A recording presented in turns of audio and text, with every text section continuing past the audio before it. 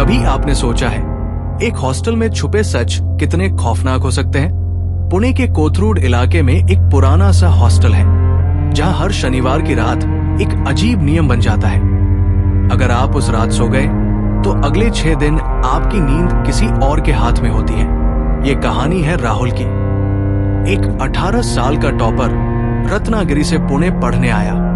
College की चमक दमक के पीछे जब वो उस रिसेप्शनिस्ट की ठहरी हुई नजरों और कांपती आवाज में सुनता है, शनिवार की रात कभी बाहर मत निकलना, तो उसे लगता है कि ये कोई आम चेतावनी नहीं थी।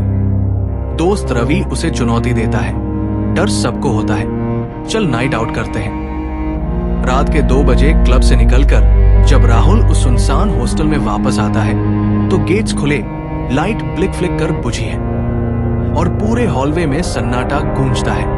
तभी आती है पायल की खनखनाहट, एक लाल साड़ी में भटकती हुई परछाई, हाथ में जलती मोमबत्ती और सांसों को थाम लेने वाला एक अघोषित संदेश, अब मेरी बारी है। क्या आप उस हॉस्टल की गलियों में साहस से कदम रख सकते हैं? जुड़िए हमारे साथ और जानिए कि आखिर क्या हुआ उस भयानक शनिवार की रात। दोस्तों, आपने कॉलेज जाना, हॉस्टल जीवन बिताना, नए शहर में एडजस्ट करना, ये सब अनुभव किए होंगे। लेकिन क्या आपने कभी सुना है एक ऐसे हॉस्टल की कहानी जहां हर हफ्ते का एक ही दिन सबसे खतरनाक माना जाता हो? पुणे के कोथरूड इलाके में स्थित एक पुराना सा हॉस्टल, जहां शनिवार की रात को कुछ ऐसा होता है कि अगर आप सोने की हिम्मत कर लेते तो आने वाले 6 दिन आपकी आवाजाही किसी और पर निर्भर रहती। आज हम जानेंगे राहुल की कहानी, एक हॉस्टल बॉय जिसने अपनी आंखों से वो देखा जो शायद कोई नहीं देखना चाहता। राहुल 18 साल का टॉपर रत्नागिरी से पुणे आया था, अपने बेहतरीन मार्क्स के दम पर। उसके माता पिता ने भी उसको बताया कि कॉलेज के पास ही एक रेपुटेड हॉस्टल है जहां अलग अलग कॉलेज के छात्र रहते हैं। कॉलेज का पहला दिन, नए दोस्तों की ढेर सारी बातें, कॉम्प्लेक्स कैंपस टूर। लेकिन हॉस्टल पहुंचते ही राहुल को लगा यहां हवा कुछ सर्द, सन्नाटा गहरा और वातावरण अचानक से अजीब हो गया।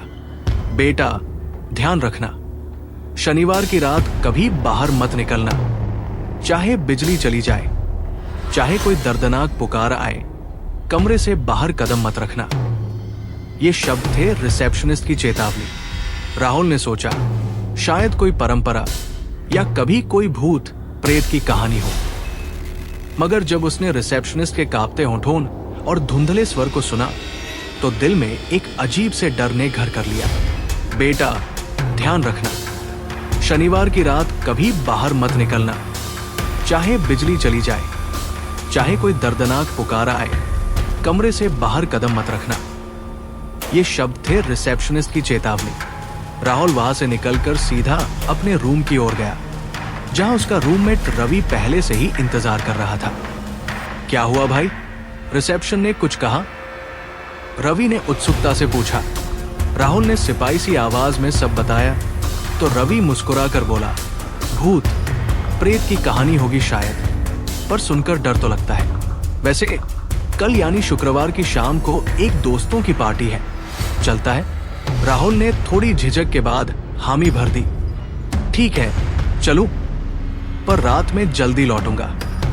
और यूं शुक्रवार की रात कॉलेज के एक रिहायशी क्लब में दोस्तों के साथ मस्ती में गुजर गई। रात के 2 बजे जब राहुल पार्टी से बाहर निकला तो शहर की रौनक फीकी पड़ गई थी। ऑटो पकड़ी, कोथरूड की ओर रवाना हुआ। गेट्स खुले थे पर अंदर रोशनी नहीं, बस कोने में कुछ बत्ती जली थी। हॉलवे में कदम रखते ही सुनाई दी कोई आवाज नहीं, न कोई बातचीत, न एसी का गुंजन, बस दीवारों की गूंज और ठंडी हवा का सन्नाटा। राहुल ने धीमे कदमों से सीढ़ियां चढ़नी शुरू की। हर कदम के साथ दिल की धड़कन तेज होती गई। ऊपरी फ्लोर पर पहुंचे, तभी सुनी टिंग टिंग, पायल की खनखनाहट। लड़कों का हॉस्टल, पायल कैसे? कुतूहल ने डर को दबाया और राहुल ने झांका, पर वहां सिर्फ मिलने को थी एक लाल साड़ी की झलक, खुले बाल और एक जलती मोमबत्ती। उस स्त्री का चेहरा कभी स्पष्ट नहीं दिखा, पर उसकी सहमोती एक अजीब से ठंडे स्पर्श की तरह थी। राहुल की सांसें अटक गई, सर दर्द था, कदम रुक गए। तभी उसने सुना, अब मेरी बारी है। रिसेप्शनिस्ट की चेतावनी अचानक गूंज उठी, कमरे से बाहर मत निकलना। पर अब देर हो चुकी थी। राहुल पीछे मुड़ा, भागने लगा और एक मोड़ पर फिसलकर नीचे गिर पड़ा। उसकी चीख ने पूरे हॉस्टल को झकझोर दिया। दरवाजे खुल गए, लाइट जली, लोग दौड़े आए। जब राहुल ने होश पाया तो देखा परिवार, दोस्त रवि और रिसेप्शनिस्ट उसके आसपास जमा थे। रिसेप्शनिस्ट ने फुसफुसाया, बहुत साल पहले इसी जगह सान्या नाम की एक रिसेप्शनिस्ट हुआ करती थी। जिस दिन उसका रोका हुआ था उसी दिन आग लगी थी। लाल साड़ी पहने वो बच्चों को बचाती रही, पर खुद जलकर मर गई। अब हर शनिवार उसकी आत्मा गलियारों में घूमती है, बच्चों को बचाने के नाम पर बहकाती है, और जो बेकसूर हॉस्टल से बाहर निकले उसे कभी वापस कमरे तक पहुंचाती है, क्योंकि वो शांति चाहती है। तो दोस्तों, अगर आप कभी पुणे के कोथरूड में इस हॉस्टल के पास से गुजरे, शनिवार की रात हो, तो याद रखना, कमरे से बाहर कदम मत रखना। मोमबत्ती की चमक देखो, कभी ना देखो।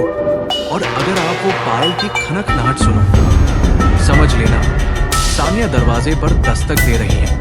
डर है? लाइक करें और डर का असली स्वाद चखने के लिए सब्सक्राइब करना मत भूलें। हो सकता है अगली कहानी आपकी ही हो।